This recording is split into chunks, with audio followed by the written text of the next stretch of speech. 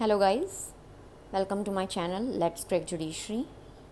सो guys, आज हम chapter 9 section 125 को लेकर आए हैं। मेंस और प्रीलिम्स के लिए मोस्ट इम्पॉर्टेंट चैप्टर्स और सेक्शन में से एक है। मैं एक ही सेक्शन इस वीडियो में बता रही हूँ, बाकी के मैं अगले वीडियो में बताऊँगी, क्योंकि ये सेक्शन बहुत ज़्यादा इम्पॉर्टेंट है प्रीलिम्स और मेंस दोनों के लिए। तो चलिए हम स्टार्ट करते हैं। पिछली वीडियोस के लिए आप प्रीवियस वीडियो मेरी CRPC की प्लेलिस्ट में देख सकते हैं। सो चैप्टर 9 है order for maintenance of wives, children and parents. Very important chapter and very important section 1 to 5। Section कहता है that person having sufficient means, अगर उसके पास मीन्स सफिशिएंट हैं टू मेंटेन, और लेकिन वो नेगलेक्ट या रिफ्यूज़ कर रहा है मेंटेनेंस के लिए, किसे? हु? वाइफ को, जो अपने आप को मेंटेन नहीं कर सकती है। बी माइनर लेजिटिमेट और इलेजिटिमेट चाइल्ड, चाहे वो मैरिड हो चाहे ना हो, लेकिन वो माइनर होने चाहिए। कई बार ऐसा होता है लड़कियों की शादी जल्दी की जाती है, तो प्रोवाइज़ो जब हम पढ़ते हैं तो वो बी के साथ पढ़ेंगे कि अगर फीमेल चाइल्ड माइनर है और उसकी शादी हो चुकी है और उसके हस्बैंड के पास सफिशिएंट मीन्स नहीं हैं कि वो उसे मेंटेन कर सके, तो वहाँ पे फादर करेगा। सी लेजिटिमेट और इलेजिटिमेट मेजर चाइल्ड, यानी कि अब वो मेजर है लेकिन मैरिड डॉटर यहाँ पे नहीं आएगी।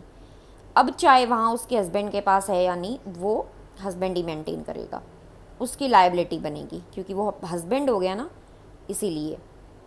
तो फादर की यहाँ पे रिस्पॉन्सिबिलिटी नहीं होती है। माइनर थी और अगर मैरिड है, हस्बैंड के पास सफिशिएंट मीन्स नहीं है, तभी वो कर सकता है। मेजर केस में फिज़िकल और मेंटल अगर एबनॉर्मेलिटी है या कोई इंजरी है, तभी फादर करेगा, यानी कि किसे करेगा? मेल चाइल्ड को। डी में है फादर और मदर जो अनेबल हैं मेंटेन करने के। उसके बाद पावर किसे दी गई है? Magistrate first class, very important for prelim.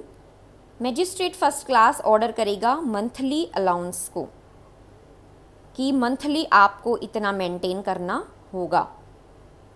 और दूसरी पावर दी गई है, सपोज पेंडेंसी है प्रोसीडिंग की और आपको मेंटेन करना है, जिसे इंटरिम मेंटेनेंस कहते हैं, तो वहाँ पे भी आप ऑर्डर पास कर सकते हैं। लेकिन एप्लीकेशन जो है वो 60 डेज़ में डिस्पोज ऑफ होनी ज़रूरी है। ये प्रीलिम का क्वेश्चन है, कई बार टाइम पीरियड पूछ लेते हैं। तो 60 डेज़, कब से 60 days? From date of service of notice of application to such person, जब आपने नोटिस दिया था ऐसे पर्सन को मेंटेन करने के लिए, वहाँ से 60 डेज़ स्टार्ट हो जाते हैं।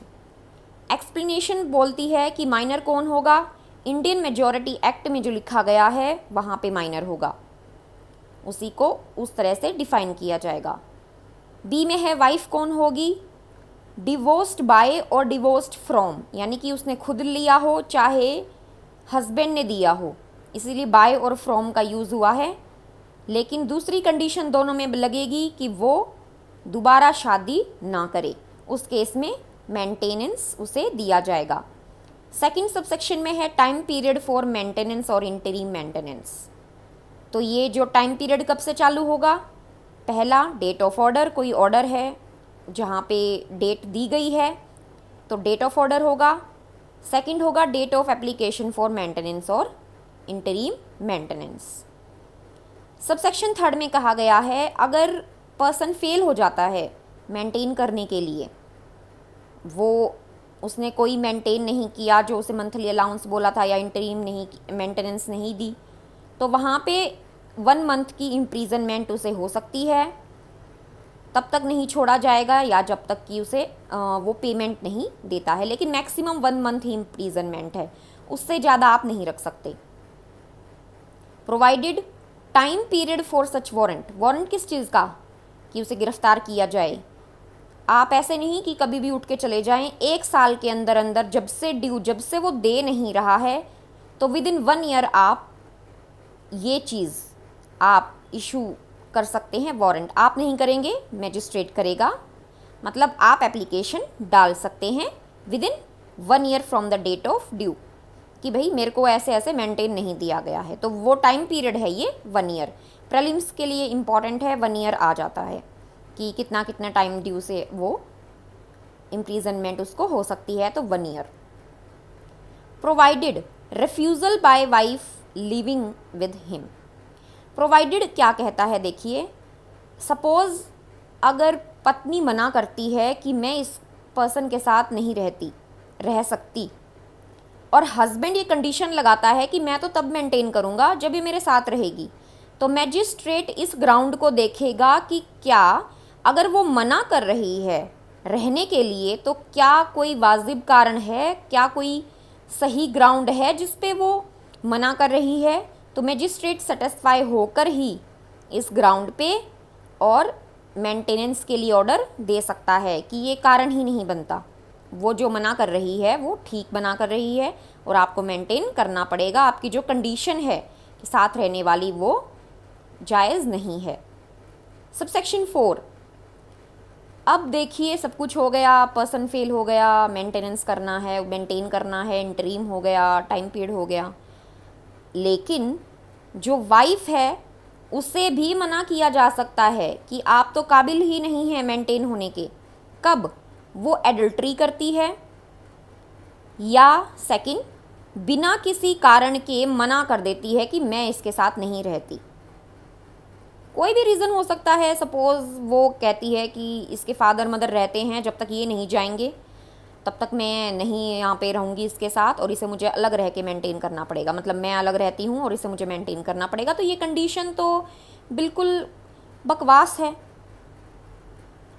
तो इसीलिए विदाउट सफिशेंट रीज़न लिखा गया है, क्योंकि ये सफिशेंट रीज़न नहीं है। सफिशेंट रीज़न वो हो सकता है जैसे वो किसी और लड़की को, मिस्ट्रेस को रखे हुए है, ये एक्सप्लेनेशन में भी है थर्ड के, तो आप मना कर सकते हैं। अब फादर मदर ना रहें, ये तो कोई कंडीशन नहीं हुई।